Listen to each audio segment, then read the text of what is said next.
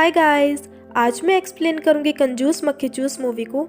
तो movie start होती है पंडित जमुना दास जी के घर से, जो कि सुबह उठते हैं और कहते हैं कि हे भगवान, सभी का भला करो, लेकिन शुरुआत मुझसे करो। इसके बाद पंडित जी अपनी पत्नी माधवी से बेलन मांगते हैं और उस बेलन से टूथपेस्ट को निकालने की कोशिश करते हैं। इसके बाद घर का पानी बचाने के लिए अपने बेटे को घर से बाहर लेकर जाते हैं और वहीं पर तालाब से नहलाते हैं। जब वो घर जाते हैं तब उसकी माँ उसे भिंडी बहुत कम लाने के लिए डांटती है। इसके बाद पंडित जी के पिताजी अपना मोबाइल ठीक कराने के लिए उसको कहते हैं, लेकिन वो कहते हैं कि आप इसी से काम चला लीजिए। इसके बाद जमुना दास जी अपनी दुकान के लिए निकल पड़ते हैं, जहाँ रास्ते में उसे झुमरी बुआ जी मिलती है। इसके बाद झुमरी बुआ जी उससे पूछती है कि तुम कल रात को 2:30 बजे कहाँ गए थे, जिस बात को पंडित जी टाल देते हैं और अपनी दुकान के लिए निकल जाते हैं। पंडित जी बहुत ज्यादा कंजूस थे, जिसकी वजह से उसकी पूरी फैमिली और बहुत से लोग उनसे बहुत ज्यादा दुखी थे। इधर झुमरी बुआ जी उसकी फैमिली से कंप्लेन करती है कि वो रात को 2:30 बजे कहीं जाता है। तब पूरी फैमिली प्लान बनाती है कि आज रात को हम ये चेक करेंगे कि वो रात में कहाँ जाता है। रात में 2:30 बजे पंडित जी जब अपने घर से निकलते हैं तब उसकी पूरी फैमिली उसका पीछा करती है, जहाँ पर इसकी पूरी फैमिली देखती है कि पंडित जी किसी पुराने पुलिस स्टेशन के पास कुछ कर रहे हैं। दरअसल पंडित जी यहाँ पर अपने बचाए हुए पैसे छिपाते थे।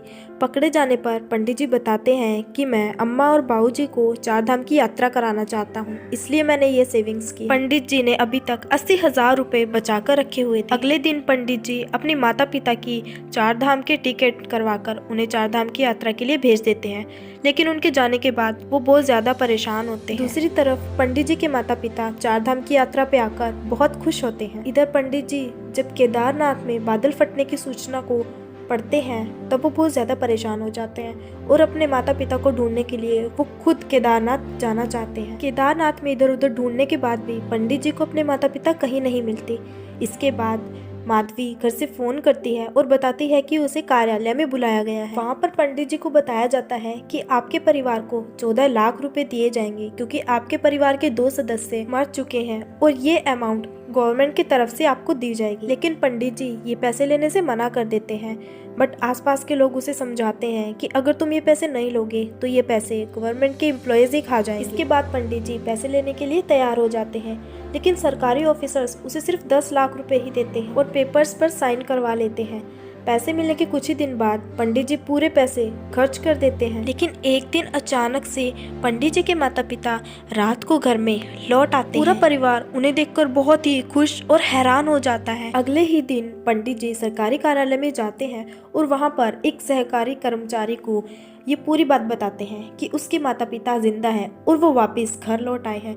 लेकिन सरकारी कर्मचारी उसे अपना मुंह बंद रखने के लिए कहता है और कहता है कि कुछ दिनों तक तुम्हारे माता पिता घर से बाहर नहीं निकलने चाहिए। इसके बाद जमुना दास जी जब अपने घर जाते हैं तब अपने माता पिता को समझाते हैं कि आपको घर से बाहर नहीं निकलना। इसके बाद एक दिन झुमरी बुआ ये सच्चाई जान जाती हैं कि उसके माता पिता जिंदा हैं और धीरे धीरे करके पूरे मोहल्ले में ये बात आग की तरह फैल जाती है। इसके बाद सभी लोग मिलकर एक निर्णय लेते हैं और उस सरकारी ऑफिसर के अगेंस्ट एक नोटिस भेजते हैं, जिसके बाद वो ऑफिसर उनसे मिलने के लिए उनके घर आता है, जहाँ पर वो पंडित जमुना दास जी को बहुत ज्यादा धमकाता है और कहता है कि इस राज को राज ही बनाए रखो, नहीं तो तुम्हारे लिए ये अच्छा नहीं होगा। लेकिन पंडित जी अपने माता पिता को गवर्नमेंट की नज़र में जिंदा रखना चाहते हैं और इसके लिए वो पैसे वापस करने के लिए भी तैयार हो जाते हैं, लेकिन सरकारी ऑफिसर के धमकाने से वो कुछ नहीं कर पाता। तो एक दिन जमुना दास जी मीडिया के सामने ये बोल देते हैं कि उस गवर्नमेंट ऑफिसर ने हमें 1 रुपए भी नहीं दिया है।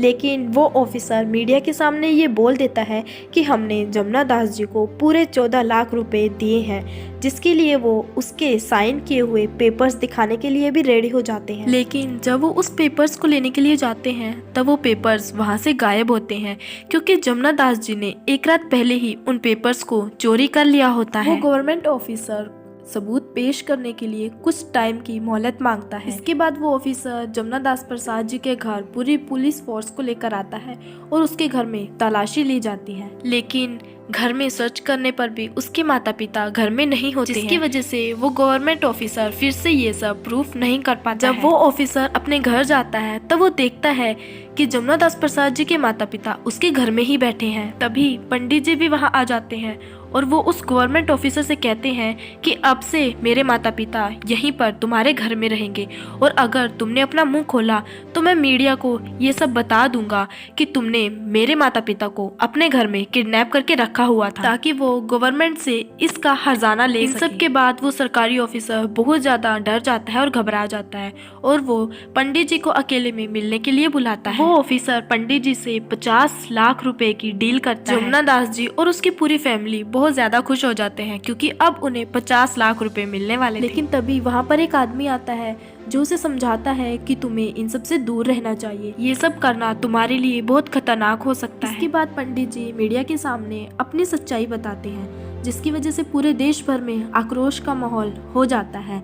जब वो अपनी सच्चाई कबूल करते हैं तब वो बताते हैं कि इन सब में पूरे 150 से 200 करोड़ रुपए का घोटाला हुआ है। जिसके बाद सभी ऑफिसर्स ये निर्णय लेते हैं कि पंडित जमुना दास जी अपने लिए गए 10 लाख रुपए वापस लौटाएंगे और इन सब पैसों के मामले में हुए घोटाले की जांच का आदेश देते हैं और उस भ्रष्ट ऑफिसर को अरेस्ट कर लिया जाता है। इस निर्णय के बाद हम देखते हैं कि सभी लोग बहुत खुश होते हैं और पंडित जी की पूरी फैमिली अब कंजूस बन चुकी है। वो सब लोग कंजूसी कर करके 10 लाख रुपए लौटाने की तैयारी कर रहे होते हैं और इसके साथ ही ये मूवी यहीं पर खत्म हो जाती है।